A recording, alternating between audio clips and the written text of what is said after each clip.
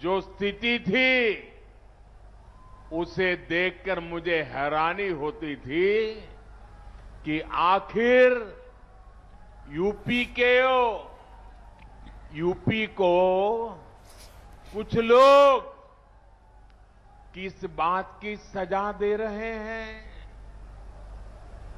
इसलिए 2014 में जब आप सबने, उत्तर प्रदेश ने, देश ने मुझे हमारे इस महान भारत भूमि की सेवा का अवसर दिया, तो मैंने यूपी के विकास को यहां के एमपी के नाते, प्रधान सेवक के नाते मेरा कर्तव्य बनता था।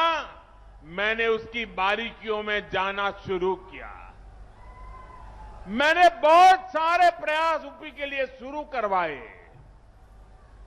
गरीबों को पक्के घर मिले, गरीबों के घर में शौचालय हो, महिलाओं को खुले में शौच के लिए बाहर ना जाना पड़े, सबके घर में बिजली हो। ऐसे कितने ही काम थे जो यहां किए जाने जरूरी थे। लेकिन मुझे बहुत पीड़ा है कि तब यूपी में जो सरकार थी उसने मेरा साथ नहीं दिया। इतना ही नहीं, सार्वजनिक रूप से मेरे बगल में खड़े रहने में भी उनको पता नहीं वोट बैंक नाराज होने का डर लगता था। मैं एमपी के रूप में आता था तो हवाई अड्डे पर स्वागत करके पता नहीं खो जाते थे।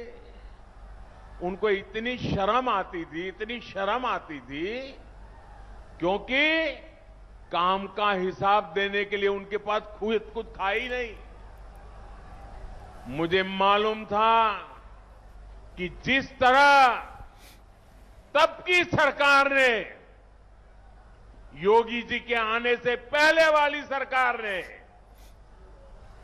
यूपी के लोगों के साथ नाइंसाफी की, जिस तरह उन सरकारों ने विकास में भेदभाव किया, जिस तरह सिर्फ अपने परिवार का हित साधा, यूपी के लोग ऐसा करने वालों को हमेशा के लिए यूपी के विकास के रास्ते से हटा देंगे।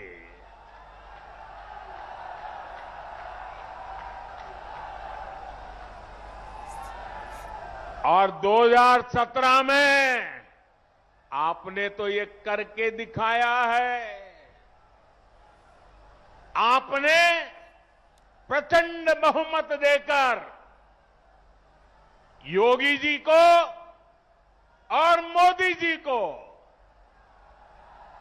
दोनों को साथ मिलकर के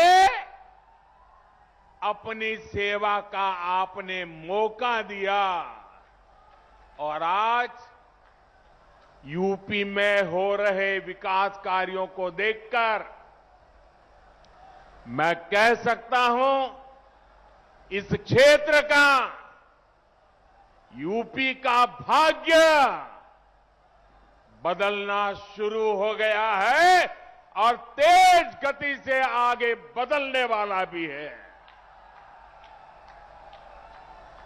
कौन भूल सकता है कि पहले यूपी में कितनी बिजली कटौती होती थी?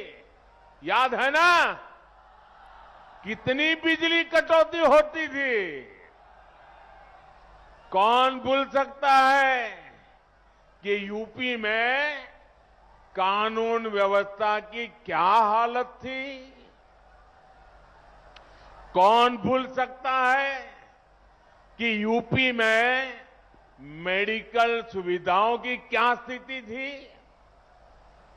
यूपी में तो हालत ऐसे बना दिए गए थे कि यहां सड़कों पर राह नहीं होती थी, राह जनी होती थी।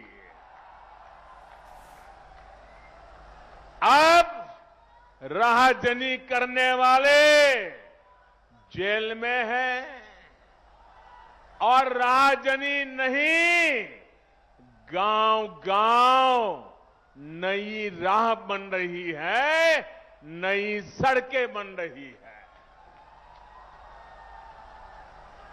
बीते 4.5 वर्षों में यूपी में